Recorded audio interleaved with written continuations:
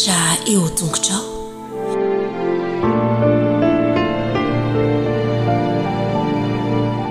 Falomay raha antsika tsy avindray tonga eto amin'ny fandraisana ny lesona ho an'ny lehibe sika amin'ity ity nono ny fahasoavan'ny tompo aminao ary mirary mba azahoanao hery hatrany ary tsy ho kivy fa olo ny fanantenana ianao. Alohan'ny dirantsika ny amin'ny lesona ny io dia efa afaka sika. Ray tompo malala tsara indrindra mbola faly ny fona indray afaka miantso anao amin'izao fotoana izao. Naiza naiza misy anay dia miara manandrapeo izahay. Ary ihany koa miara-miteny manao hoe vonany ny tenao zahay.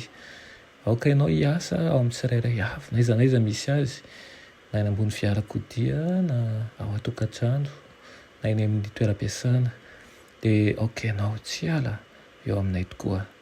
Foete feo izahay ary amboary ho vaovao mandrakariva ka ho filazantsara velona eny amin'ny toerana misy anay tsirairay avy eny.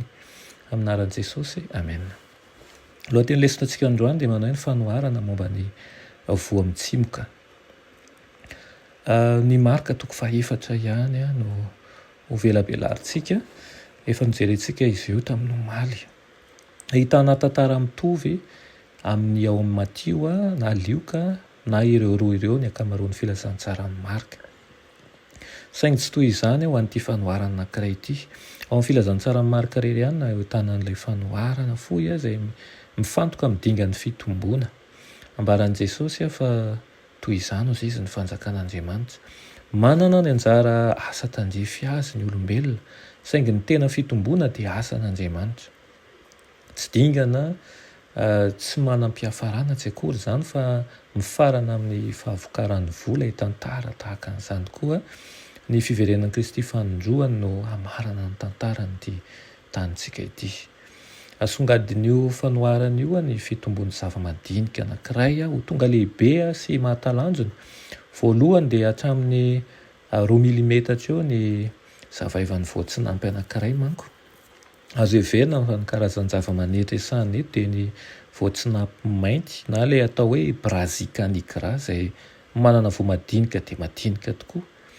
Na dia tsy ny voatsinampy aza ny voa madinika indrindra eto tany dia tena madinika ihany izany, indrindra raha oharina amin'ny hazo maniry avy aminy izany izay manana avy eo amin'ny 3 metatra eo. Ambaran'i Jesosy fa na ny vorona aza dia manao ny akaniny eny amin'ny ratsak'io hazo io. Mifandraika amin'ny izay voalaza ao amin'ny Salamo 4:120 izany, miresaka momba ny herin'Andriamanitra nentiny namoronana an'izao tontolo izao. Izay aseho amin'ny Nebokadnezara tahaka ny hazo lehibe izay nialokalofa an'izao rehetra izao sy nanome hanina ho azy ireo. Izao ny hevitra tian'i Jesosy ambara.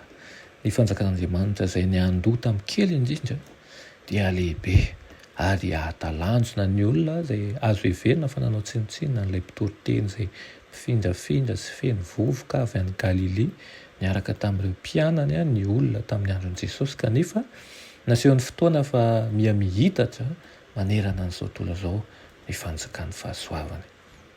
Dia izany tokoa dia atsiarovantsika ilay voasoratra ao amin'ny Matio 4:20 ilay manao hoe ary ho toriana amin'izao tontolo izao ny filazantsara ny fanjakany ity ho vavolombelona amin'ny firenena rehetra dia efa ho tonga ny farany. Aoka tonga sainantsika tokoa izany fa hiatonga mandrakariva ny fanjakan'Andriamanitra eto amin'ity tany ity, ahatsapahan'ny olona fa misy Andriamanitra ary ahafahan'ny olona manana ny safedy ihany koa dia ny ahafahan'ny olona mandray ny famonjena izay avy amin'ny Kristy. Ry ny tompo raha ianao dia mpiara-mambonantoka, mpiara-miasa ao aminy ao anatin'izany famonjem-panahy izany ka tsy haningo tena ny amin'ny zavatra mandalo anesika fa hifantoka ny amin'ny zavatra ny lanitra. Amen.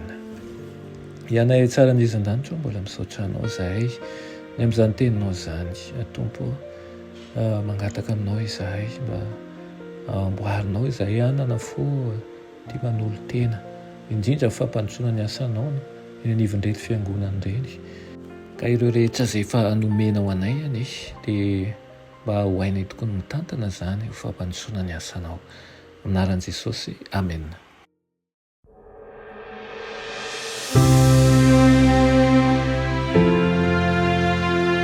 mianatra eo a-tongotry Jesosy isan'andro.